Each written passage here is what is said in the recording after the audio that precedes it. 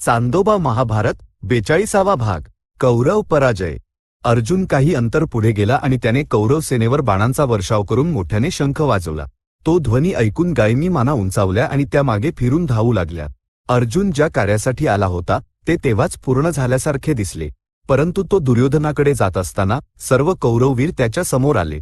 अर्जुनाने त्यांच्यात कर्णाला पाहून उत्तराला रथ कर्णाच्या दिशेने चालवण्यास सांगितले. कर्णाच्या पाठोपाठ असलेल्या काही योद्ध्यांनी अर्जुनावर युद्ध आरंभिले. अर्जुनाने त्या सर्वांना पराभूत केले आणि काहींचा वध केला.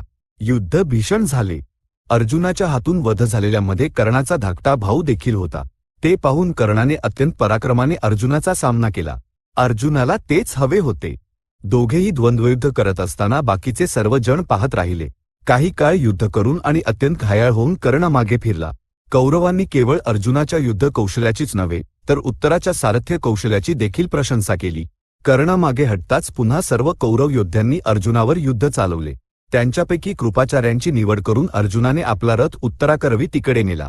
अर्जुनाच्या रथाने कृपाचार्यांच्या रथाला प्रदक्षिणा घातली आणि तो समोर उभा राहिला. अर्जुनाने शंख फुंकला.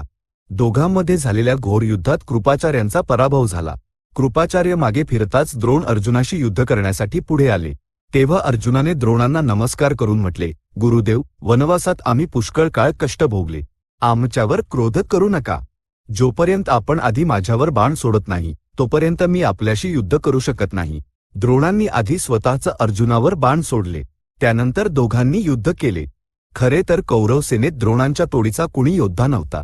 जेव्हा अर्जुनाने त्यांना बाणांच्या वर्षावाने दाबून टाकले तेव्हा कौरव सेनेत हाहाकार उडाला. ते पाहून द्रोणांचे पुत्र अश्वत्थामा यांनी अर्जुनाला आपल्या बाणांनी लक्ष्य केले. तेव्हा अर्जुनाने द्रोणांना दूर जाऊ दिले आणि आपला रथ अश्वत्थाम्याच्या दिशेने नेला. अश्वत्थाम्याने अर्जुनाला पुष्कळ वेळ अडकवून ठेवले, परंतु सरतेशेवटी अर्जुनाचेच पारडे जड राहिले. अशा प्रकारे अर्जुनाने उग्ररूप धारण करून पुन्हा एकदा कर्ण, दुःशासन आणि सर्व कौरव वीरांसोबत युद्ध केले. ते योद्धा पळू लागले. तेव्हा भीष्म अर्जुनाशी युद्ध करण्यासाठी आले. दोघांनी एकमेकांवर अस्त्रांचा प्रयोग केला. त्यानंतर त्यांनी सामान्य बाणांनी युद्ध केले.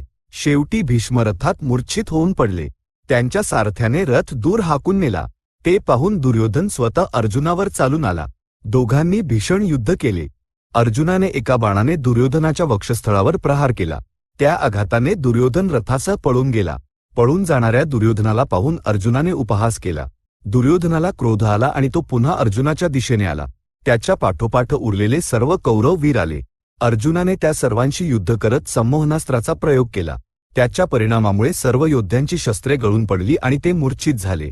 तेव्हा अर्जुनाने उत्तराला सांगितले, वत्सा, लगाम सोडून दे आणि जा आणि सत्वर त्या योद्ध्यांची शिरोवस्त्रे घेऊन ये. उत्तरेने बाहुल्यांसाठी रंगीबेरंगी वस्त्रे आणायला सांगितली होती. त्या शिरोवस्त्रांमध्ये कृपाचार्यांचे श्वेत आहे, कर्णाचे पिवळे आहे आणि दुर्योधन व अश्वत्थाम्याचे निळ्या रंगाचे आहे. मी प्रयोग केलेले अस्त्र भीष्मांना बाधित करणार नाही, त्यामुळे केवळ त्यांच्या वाट्याला जाऊ नकोस. उत्तर गेला, शिरोवस्त्रे घेऊन तात्काळ परत आला आणि रथावर आरूढ झाला. तो रथ सैन्याच्या मधून हाकत असताना भीष्मांनी अर्जुनाला आपल्या बाणांनी अडवले. अर्जुनाने भीष्मांच्या रथाच्या अश्वांना मारले आणि भीष्मांशी युद्ध न करता तो पुढे गेला. तेवढ्यात दुर्योधनाला शुद्ध आली. निश्चिंतपणे जाणाऱ्या अर्जुनाला पाहून तो ओरडला, याला असे निश्चिंतपणे का जाऊ देत आहात? हा निसटून जाणार नाही, याकडे लक्ष द्या. ते ऐकून भीष्म म्हणाले, तुझी बुद्धी कुठे गेली आहे? सर्वजण शस्त्रे गळून होऊन मूर्छित असताना हा अर्जुन सर्वांचा वध करू शकत असूनही त्याने केवळ शिरोवस्त्रे घेतली. त्याचा विजय झाला आहे हे मान्य कर. त्याला गायींचे कळप घेऊन जाऊ दे. भीष्मांच्या सांगण्यानुसार कौरवांनी पराभव मान्य करून परत जाण्याचा निश्चय केला. ते निघून जात असल्याचे पाहून अर्जुनाला आनंद झाला आणि त्याने भीष्म, द्रोण, कृप, अश्वत्थामा आणि उर्वरित कुरुवीरांना नमस्काराचे बाण सोडले आणि एका बाणाने केवळ दुर्योधनाचा मुकुट फोडला. त्याने उत्तराला सांगितले, आपण शत्रूंचा पराभव केला आहे, गोधनाचे रक्षण केले आहे. आता आनंदाने घरी चल. रथ शमीच्या वृक्षाजवळ पुन्हा एकदा थांबला. पांडवांची सर्व शस्त्रे पुन्हा त्या वृक्षावर पोहोचली. अर्जुनाने सारथ्याच्या स्थानी बसून उत्तराला सांगितले, तुझ्या पित्याला सर्व पांडव एवढा काळ त्यांच्या दरबारात लपून राहिले होते हे समजल्यास तो भयाने व्याकुळ होईल. त्यामुळे युद्ध करून कौरवांवर तूच विजय मिळवलास असे त्यांना सांग. महानुभाव, तुम्ही केलेले हे युद्ध माझ्यासारख्या व्यक्तीकडून कसे शक्य आहे?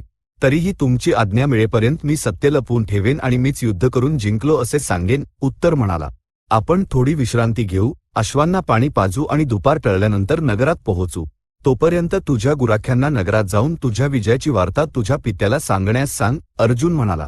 या दरम्यान विराट सुशर्माचा पराभव करून नगरात परत आले आणि दरबार भरवून बसले. वृद्ध नागरिक आणि ब्राह्मणांनी त्यांच्या विजयाचे अभिनंदन केले. त्यांनी विचारले, उत्तर कुठे गेला आहे? अंतःपुरातील स्त्रियांनी विराट राजांना सांगितले की कौरव सेनेने येऊन गायींचे कळप पकडले आहेत. त्यांची मुक्तता करण्यासाठी उत्तर गेला आहे आणि उत्तराच्या सहाय्यासाठी बृहनला गेली आहे. ही वार्ता ऐकून विराट व्याकुळ झाले आणि त्यांनी उद्विग्न होऊन आपल्या मंत्र्यांना सांगितले, सुशर्मासोबत युद्ध केलेल्या उर्वरित सर्व योद्ध्यांना उत्तराच्या सहाय्यासाठी पाठवा. एका नपुंसकाला सारथी बनवून घेतलेला उत्तर जिवंत आहे की नाही हे आधी जाणून घ्या. विराटांचे भय पाहून धर्मराज किंचित हसले आणि म्हणाले, बृहनला सारथी असताना तुमचा पुत्र नक्कीच विजयी होईल. केवळ कौरव सेनाच नव्हे तर देव आणि असुरांच्या सेना समोर आल्या तरी त्याचा पराभव होणार नाही.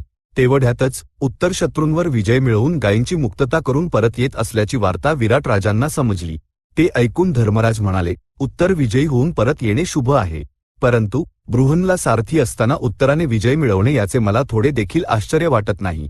पुत्राचा विजय झाल्याचे ऐकताच विराट परमानंदित झाले आणि त्यांनी वार्ता आणणाऱ्यांना सुवर्ण वस्त्रे देऊन राजमार्गांना सुशोभित करण्याची, उत्तराच्या विजयाची घोषणा करण्याची आणि मंगलवाद्यांसह उत्तराच्या स्वागतासाठी सामोरे जाण्याची आज्ञा दिली. त्यानंतर त्यांनी सैरंध्रीला सांगितले, फासे घेऊन ये, कंक सोबत द्यूत खेळायचे आहे. दोघेही द्यूत खेळण्यासाठी बसले. तेव्हा विराट धर्मराजांना म्हणाले, पाहिलेस का कंकबट, माझ्या पुत्राने एकट्यानेच कितीतरी महावीरांचा सामना केला आणि विजय मिळवला. त्यावर धर्मराज म्हणाले, बृहनला सारथी असताना तो विजय का मिळवणार नाही? विराटांना तत्काळ क्रोध आला. ते धर्मराजांना म्हणाले, अधम ब्राह्मणा, तू माझ्या पुत्राच्या समान त्या नपुंसकाची प्रशंसा करतोस का? तुला काय बोलावे आणि काय बोलू नये हे देखील समजत नाही. या वेळेपुरते मी तुला क्षमा केले, पुन्हा असे बोललास तर तुझ्या प्राणांवरच बेतेल, सावधान. त्यावर धर्मराज म्हणाले, भीष्म, द्रोण, अश्वत्थामा, कर्ण आणि कृप असलेल्या कौरव सेनेला इंद्र देखील जिंकू शकत नाही. अशी शक्ती केवळ बृहन्नलेकडेच आहे. बृहन्नलेचे सहाय्य असताना तुझ्या पुत्राने एवढ्या वीरांना जिंकण्यात कोणतेही नवल नाही. विराट संतापाने लाल झाले आणि पुन्हा तेच बोलतोस का असे म्हणत त्यांनी फासे धर्मराजांच्या मुखावर भिरकावले. धर्मराजांच्या नाकावर आघात झाला आणि रक्त वाहू लागले.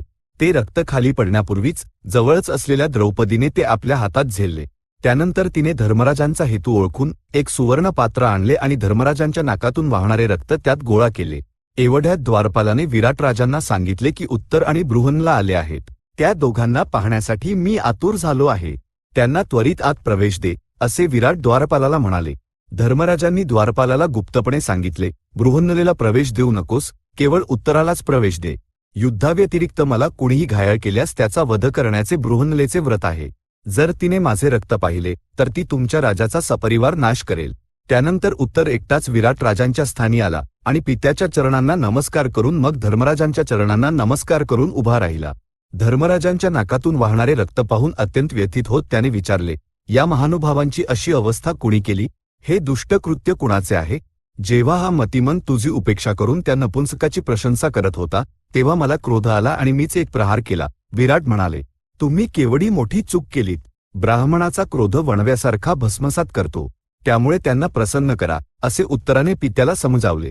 विराटांनी क्षमा मागितल्यावर धर्मराज म्हणाले, हे राजा, माझा क्रोध शांत होऊन पुष्कळ वेळ लोटला आहे. जर माझे रक्त भूमीवर पडले असते तर तुझ्या देशाची आणि तुझी महान हानी झाली असती. धर्मराजांच्या नाकातून वाहणारे रक्त थांबले. थोड्याच वेळात उत्तर बृहन्नलेसह तिथे आला. बृहन्नलेने विराट राजा आणि कंक यांना नमस्कार केला आणि ती उभी राहिली. तेव्हा विराटांनी उत्तराकडे पाहून बृहन्नलेला ऐकू जाईल अशा रीतीने म्हटले, वत्सा, तू खऱ्या अर्थाने माझा सुयोग्य पुत्र असल्याचे सिद्ध केलेस. तुझ्यासारखे शूरवीर कुठेही नसतील. कर्ण तर एवढा पराक्रमी आहे, तू त्याच्याशी कसे युद्ध केलेस? भीष्मांसारख्या महायुद्धाला तू कसे जिंकलेस? द्रोण आणि त्यांचा पुत्र अश्वत्थामा किती महान वीर आहेत. कृपाचार्यांना पाहताच सामान्य योद्धे थरथर कापतात. दुर्योधन तर आहेच. अशा सर्व महावीरांवर विजय मिळवून आपल्या गायींना मुक्त करून तू परत आलास, हे ऐकून मलेमारुत वाहिल्यासारखे वाटले. तू अत्यंत प्रशंसनीय कार्य केले आहेस. ही प्रशंसा ऐकून उत्तर म्हणाला, गायींना मी मुक्त केले नाही, शत्रूंवर विजय मिळवणाराही मी नाही. कुण्या देवाने ते सर्व केले. शत्रूंना पाहून भयभीत होऊन पळून जाणाऱ्या मला अडवून तो रथावर बसला. त्याने मला सारथी बनवले, युद्ध केले आणि विजय मिळवला. चांदोबा महाभारत 42वा भाग संपन्न. सद्य स्वस्ती.